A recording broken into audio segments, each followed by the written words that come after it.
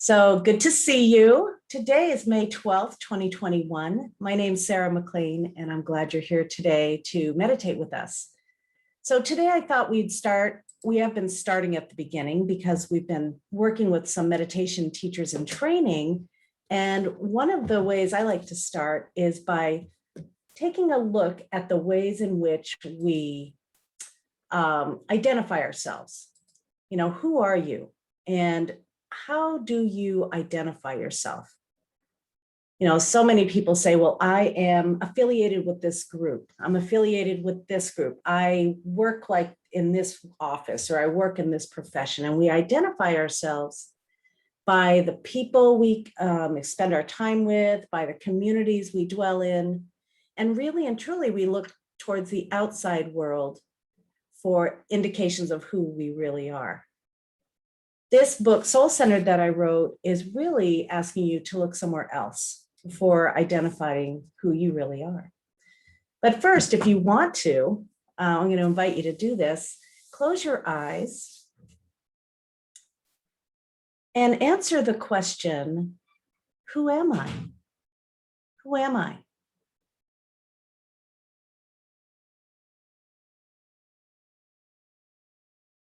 You may notice that, or some of you may notice that the first answer may be a role that you play, like a mother or daughter or a wife or a brother or a sister or a son or a father or grandmother or single person. What is it that comes up when you ask the question, who am I? Who am I? Do you identify yourself by the roles you play in your family, in the world, by the relationships you hold, by the job that you do or used to do or hope to do? Who are you really? Who are you really?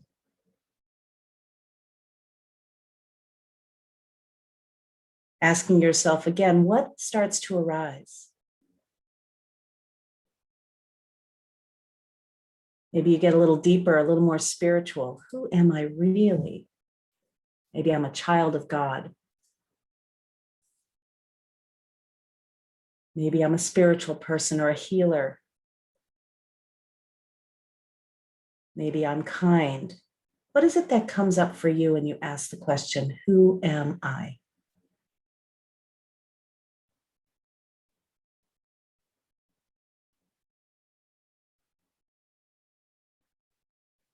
Outside of your roles, responsibilities, relationships, external measures, what do you come up with? So I invite you to open your eyes if they're closed. And if you'd like to put something in the chat, what answers came, and no judgment, what answers come when you ask that question, who am I? What answers, how do you identify yourself? Are you a member of a certain group or tribe, community, or profession? Member of a certain religion? Who are you?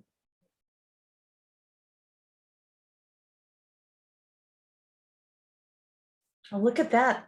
A seeker, a seeker, a seeker, kind and joyful.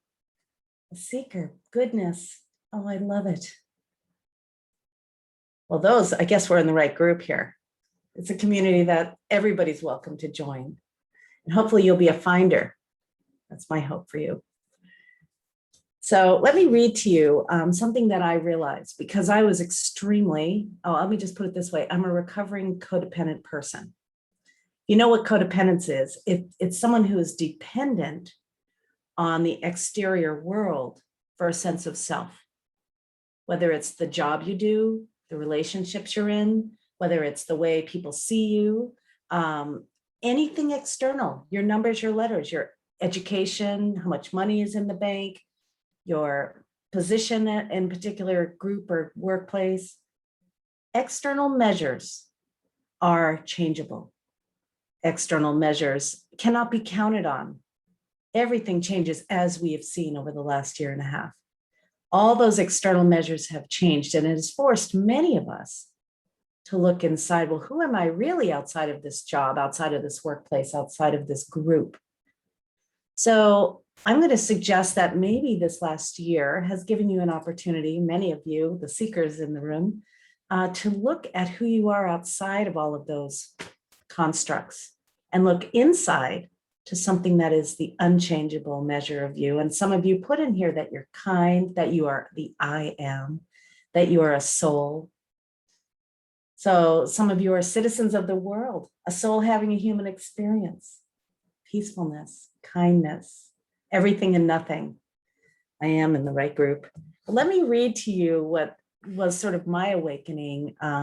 It's from an excerpt from my book, Soul Centered, a little bit about that journey from being dependent or codependent on what people thought about me, the accolades I had or didn't have, the relationships I had or didn't have, and then to the inner journey. Now, back then, there was no word for it. As far as I knew, I had to make one up, which I called soul-centered. And it describes a particular shift in the perspective of one's life. So when you're soul-centered, you're not dependent on others for your sense of self or worthiness. Instead, you're guided by an inner reference point, your own soul. Now, what is a soul? That's for you to define. I think it's different for everyone, but I would say that overarching concept is that it's what's looking through your eyes. It's what's paying attention. It's what's living through you as you. You can use the word love maybe, or God, or soul, or spirit. You are open to all possibilities and approach life courageously and fearlessly without resistance or clinging, without being offensive or defensive. You can focus your attention on where and what you want to easily and without distraction. You have a receptive awareness, and your natural state is relaxed, calm, peaceful, and loving toward yourself and others. When you're soul-centered, your attention is right here, right now. You receive the moment as it arises. You accept things as they are and don't struggle against what's happening right now, though you might wish it were different. You realize that no matter what is happening, you become aware of the spacious quality in the present moment in which you can listen to your inner wisdom, make nourishing choices, feel your feelings fully, and take time to choose a response rather than react automatically to the world. When you're soul-centered, like I think you are, you have a deep inner wisdom and knowingness. You make decisions easily and are confident as you journey on your own path. What you think, feel, say, and do are integrated in alignment with your deepest truth or values. You know when to say yes and when to say no because you feel it. And in this way, you honor yourself. You address each moment with integrity. When you're soul-centered, your nervous system is stable, yet flexible. I'd say resilient, no matter what occurs in this life. You can handle it, even though sometimes it doesn't feel that way. If for some reason you're thrown off balance by a thought, an experience, a difficult emotion, or a pandemic, you quickly realize it and are easily able to regain your center point of peace. You trust yourself and feel safe and confident wherever you go and whatever you do, no matter who does or does not approve of you. No matter what anyone says or thinks of you, and no matter what they say you should or shouldn't do. You are soul-centered when you make decisions for yourself. You recognize that you are an expression of this whole orchestration and that you matter and your opinions matter and your choices matter too. You are the self-sufficient navigator of your own path, yet you feel this interconnectedness with everyone, every being. You have compassion for all.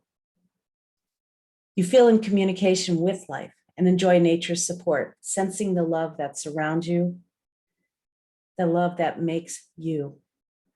You may feel closer to God, the creator, or the universe, or whatever you want to call this conductor.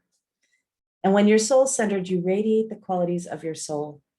You're vital and clear. You have access to unbounded energy and creativity. The peace and silence of the soul is so nourishing to yourself and to everyone else around you. When I'm around soul-centered people, I notice they have a quiet power. They seem happy for no particular reason, and they radiate joy, harmony, health, integrity, and wholeness. They are authentic, loving, receptive, and present, naturally drawing others to them and creating situations and circumstances that support their desires. How do you become soul-centered? Well, you're here. Meditation is the way. This is it. This is it. So thank you for joining me today. I thought what we could do is do a practice of breath awareness and a little something else. But I wanted first to invite you to remember the 5 essentials. The first is that it's okay when you're sitting in this practice to have particular thoughts or to get distracted. My phone just went off or things like that. So it's totally normal to get distracted. If you have the belief that somehow you're supposed to clear your mind, I'm going to give you permission not to do that. Instead, the way this practice works is to come back again and again to whatever the focus of the practice is. And today, it's going to be the sensation of the breath, and we're going to use some sounds along with that, silent sounds, so no one in your environment will hear you. So it's okay to have thoughts. Your job in meditation is to create this resilience, this ability to draw back your attention again and again and again and again. And this is going to serve you in your life. When you notice you're off track here and paying attention to some drama or something that doesn't serve you, you are the one in charge of your attention. So you get to bring it back. But of course, you can't always know that you're in charge of it because you can be hypnotized by drama, by other people's drama, by the world out there. So once you recognize it, that's when you can bring it back if you want to, again and again. And this creates that meditation muscle, that attention muscle, that resilience, that creates it. That is the practice that is going to serve you in your life. Be kind to yourself when you're doing this practice. Doesn't matter what's coming up, doesn't matter how many times you have to refocus, be really nice to yourself. Because here's the thing, how you treat yourself during this practice is how you're going to live. It expresses itself as you move through the world. You're creating new neural pathways, new ways of being. Third, don't try to have a certain experience other than the one you're having. Fourth, don't have any expectations. Let go of expectations and welcome everything. Resist nothing.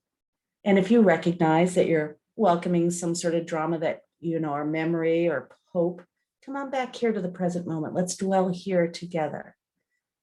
Let's imagine for a moment, if you will, that we're all sitting together. All 57 of us are sitting together in a circle. Some of us want to stand. Some of us need chairs. Some of us like to sit cross-legged. But whatever the case may be, here we are in this beautiful circle, this beautiful practice community, which I find to be the essential part of my life. So let's imagine that we're doing that, and let's get as comfortable as we can. We're going to stick with this practice. It'll go for about 20 minutes total. And now I invite you to close your eyes if that feels comfortable to you, or if you prefer, you can gaze softly towards the floor. Ideally sitting up, but if you have some condition that requires you to lie down, feel free to do that. The idea is to remain relatively still.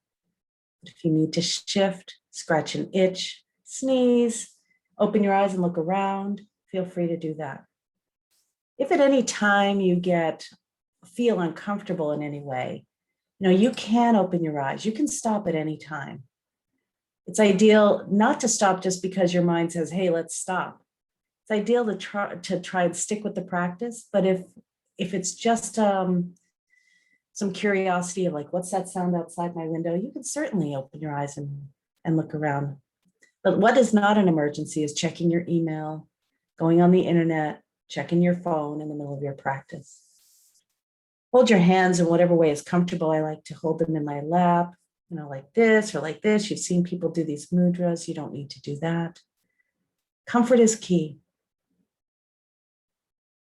So let's begin.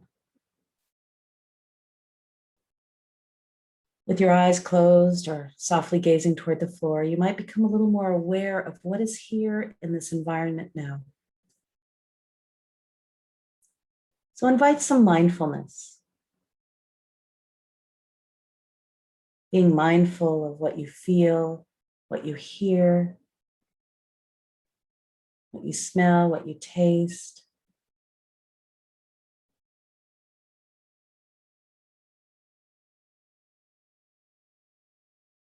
Practice receiving every sensation, every sensory input without judgment, welcoming everything and resisting nothing.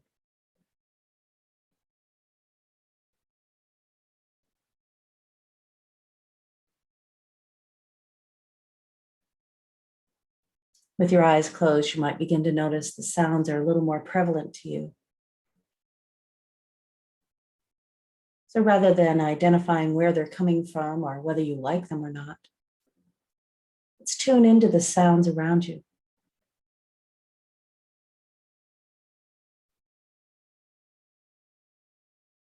Sounds will always bring your attention to this moment right here.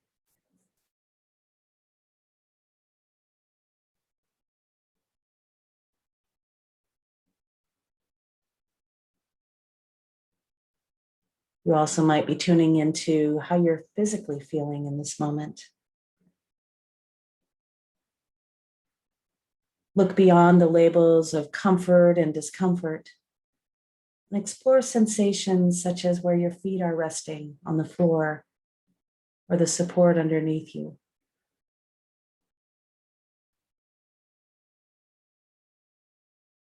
Notice those contact points, perhaps where your hands are resting on your lap. Or even the sensation of the clothing on your skin or the air on your skin.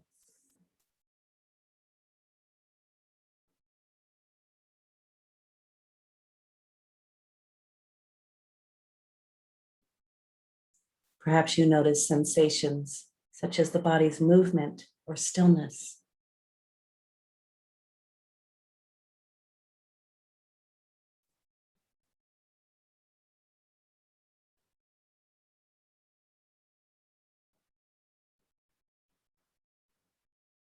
Perhaps you notice that there's an emotion that's present and it has a certain effect on your body. So welcome that too. Welcome whatever you're sensing.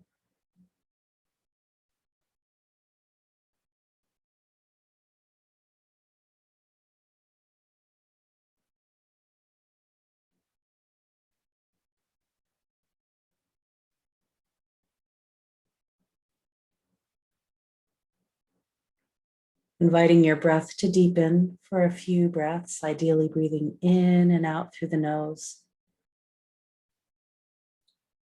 Letting the belly expand on the inhale and contract on the exhale.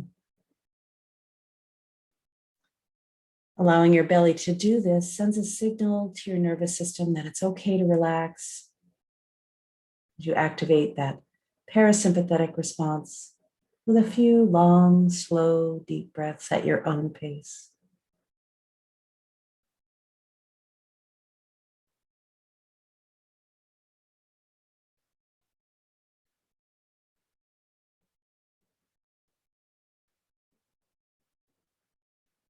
And then letting your breath return to its natural rhythm and depth.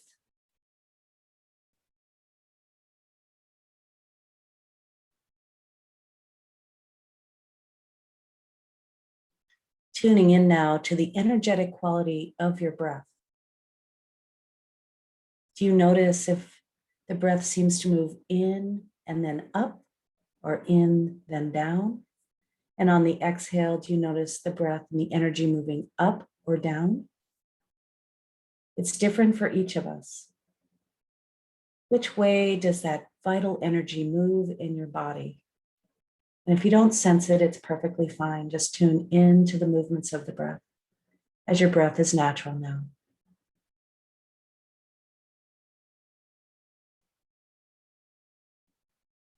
Don't try to make anything happen. Simply notice what is happening energetically.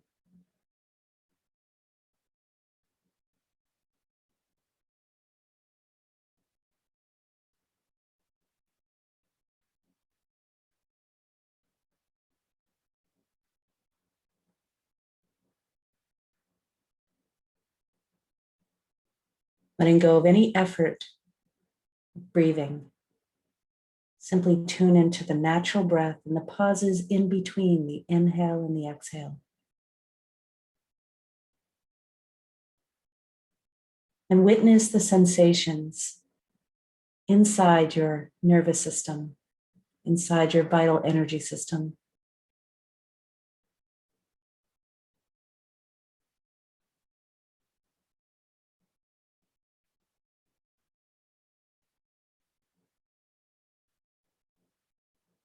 And whenever your attention gets distracted, I invite you to bring it back here to the breath, to the sensation of breathing. And if you can sense the movement of the energy inside your body,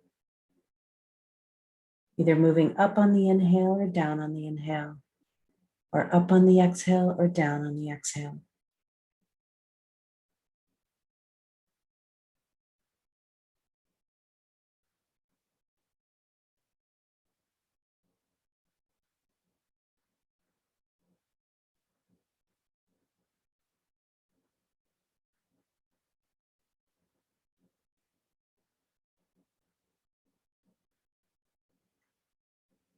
You might invite a silent mantra of in as you inhale and out as you exhale. Or perhaps you simply tune in to the energy of the inhale and the exhale if you can sense it.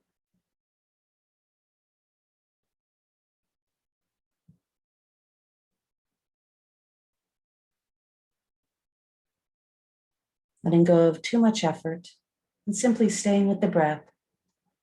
We'll be practicing this for a few minutes and I'll keep track of the time.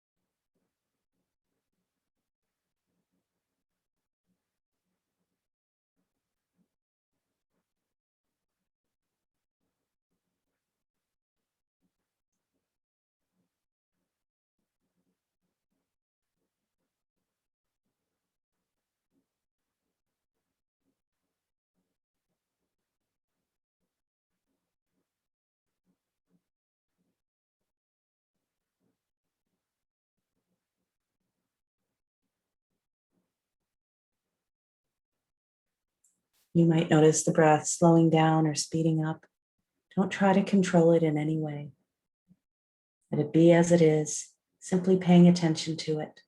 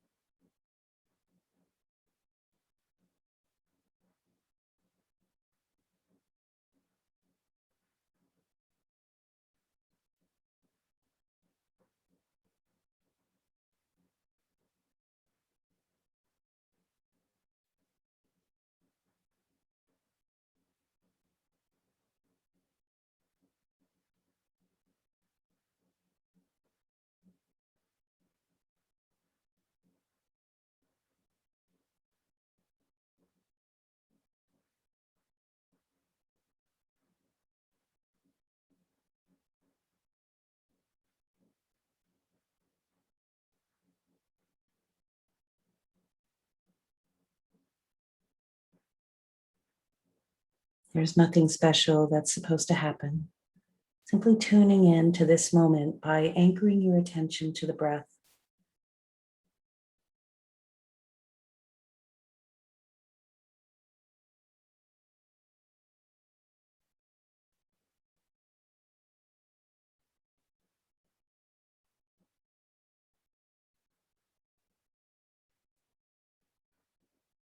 Perhaps you notice something you've never noticed before.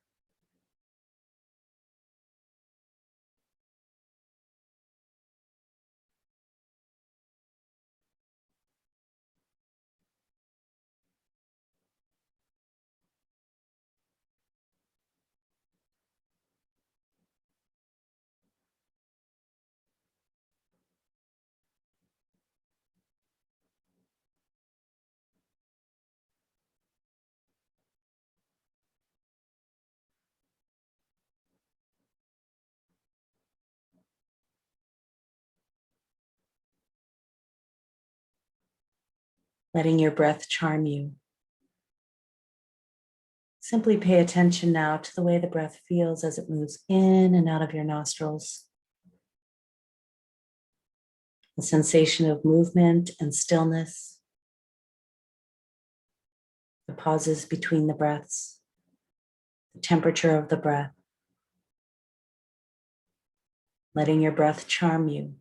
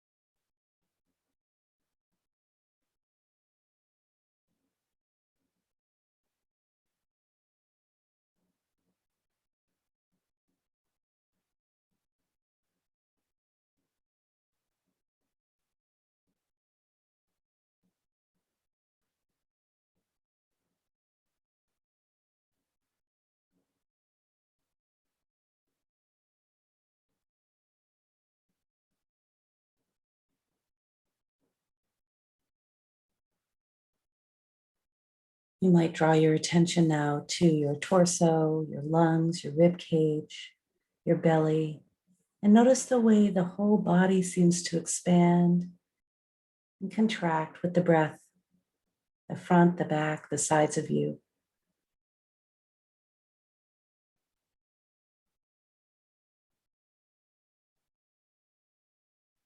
Maybe you notice the lifting of your shoulders, lifting and lowering.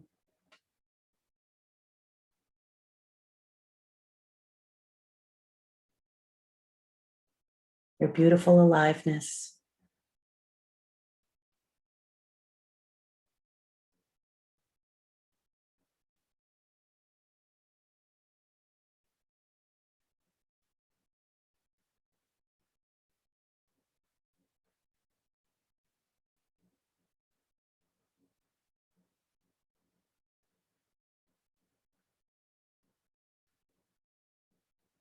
If you notice you're thinking about it, move to the direct experience of breathing,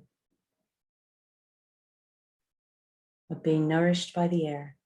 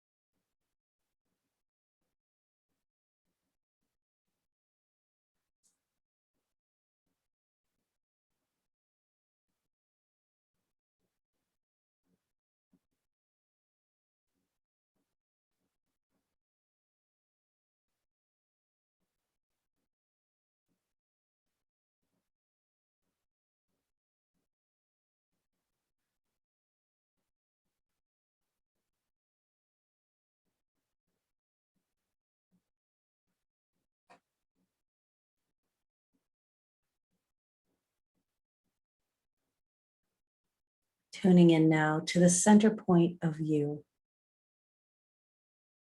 Perhaps it's all over you, all around you, that stable, present soul center that you're connecting to in the practice and stay connected to throughout your day.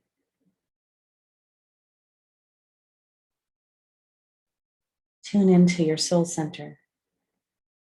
You might see it, feel it, or imagine it.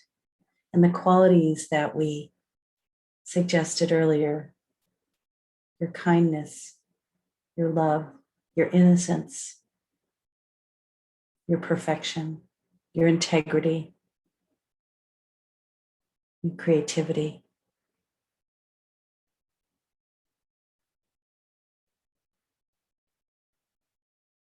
Who you really are.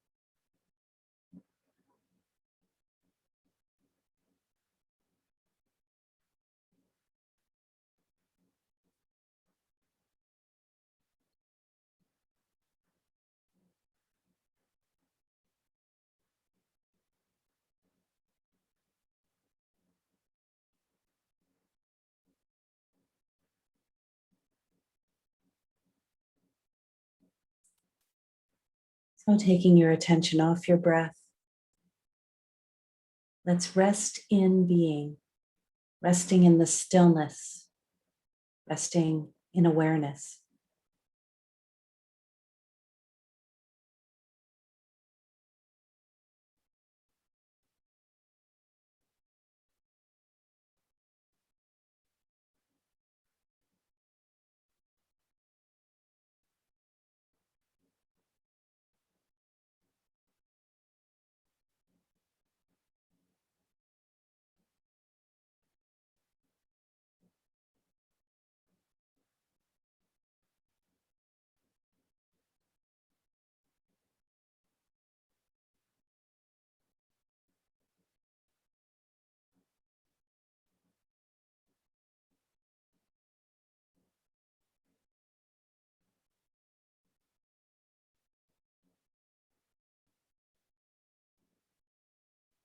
We'll be coming out of meditation now. And as we do this, I invite you to sit in the stillness for a minute or two more, inviting that mindfulness, being mindful of what's You're sensing the sounds, the sensations, even the flavors in your mouth, the aromas you might be smelling,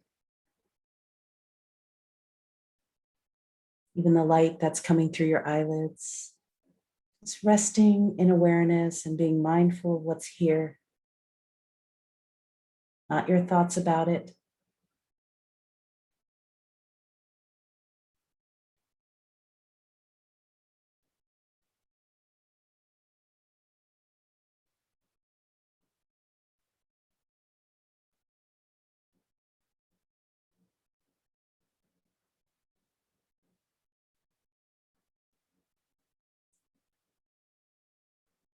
This in-between state, between meditation and the waking state, is a beautiful time to set an intention for the rest of your day or evening.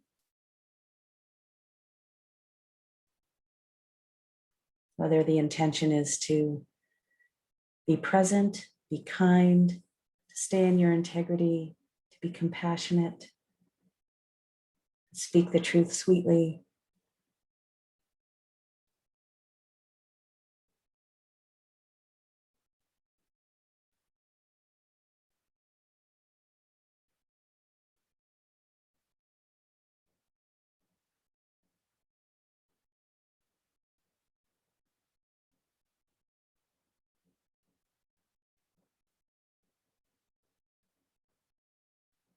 You can open your eyes when you feel like you've arrived in this moment. You're ready to engage with the rest of us in this circle with you. But do it at your own pace. Practice taking the time you need, doing it your way. Perhaps you open your eyes first with a downward gaze and then you close them again, or perhaps you open them all the way, letting a little light in or out. Taking your time, moving into activity, perhaps deepening your breath, doing some shoulder rolls, wiggling your fingers and toes.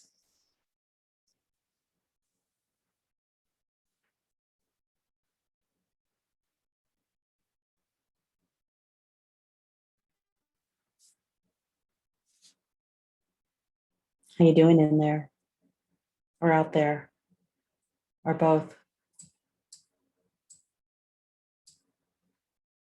Thank you for joining me.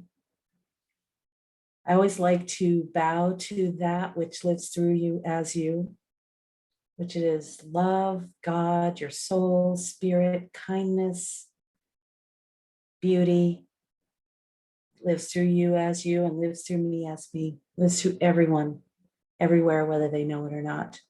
I bow to that in you.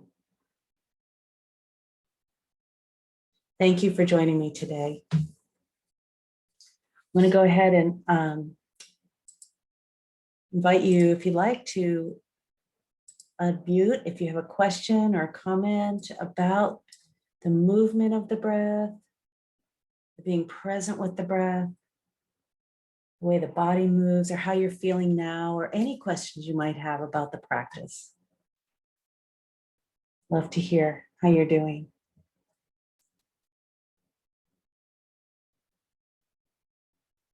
And we can sit in silence, which is fine too. Hey, Sarah.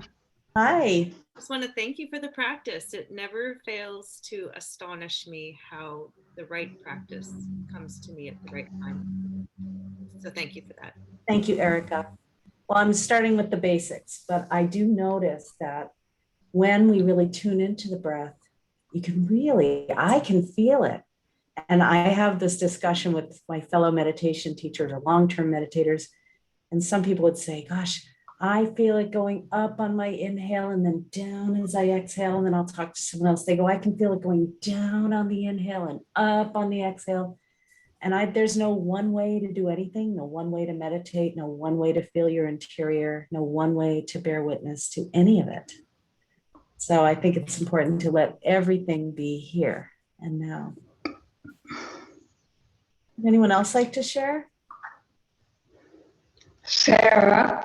Sarah, Hi. can you hear me? Yes, Hi. hi. I just want to thank you for the meditation and for saying, let the breath charm you. Did you say that? I said it. Let the breath charm. That is like, the first time, the way I hear it is that it's a part of me that is influencing me. I mean, that sounds simple. It sounds like that happens all the time, but it's different. It's to hear that.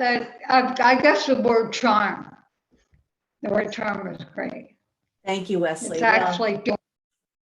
Thank you. I think we heard last week, I said it and other people liked it. And I've got to say, what does charm you during the day? Is it your phone? Is it a drama? Is it the news? Is it the media? What charms your attention? It's like a little bit of a spell, but let's reclaim our attention and let this moment charm us. Let this experience together charm us. In this moment, we have access to eternity. When you're resting in awareness, you have access to eternity, to this timeless moment of now. And that should be charming because there's so much potential in every moment. So notice what charmed your attention today and let it be something that's nourishing to you, to your soul, to your spirit, to your personality. So thank you for bringing that up, Leslie. Good morning, Sarah. Hi, how are you, Mariana? I'm doing much better. Good. And when I went to actually, when you talk about charming, I found myself going to the savoring of my breath this morning. And that felt really right for me. And what I found interesting, I thought I would share, is that someone asked me how I was. And so I said, oh, my son is getting better. They went through about a COVID, and I'm not sure. I think the family's going to be fine and everyone's healing, and others not infected. But my first thing was, how am I? Was, how are they? Yeah. And it's like, oh, and it's important. But at the end of meditation, I came to this point. It's like, I'm well. And all the things you've taught us about, I am perfectly healthy. I trust in the universe. I've used so much of that in the last week, and I get moved again. My energy just moves me, Yeah. emotions. But it's like, how am I? I'm well in this moment in time. I'm well, and I'm so blessed. And it's just good to be here with you again this morning. Thank you. Well, thank you, Marianne. I'm glad to hear that they're doing okay. It's not fun, obviously, to have that experience, as I know, and I'm sure some of you here do know. But that's a good question or a good way to address a question when someone says, how are you? Rather than that reaction, I'm good, I'm doing fine or better, just to really go, well, wait a minute, how am I? I think you did that, Mariana. So thank you. I'm going to stop recording now.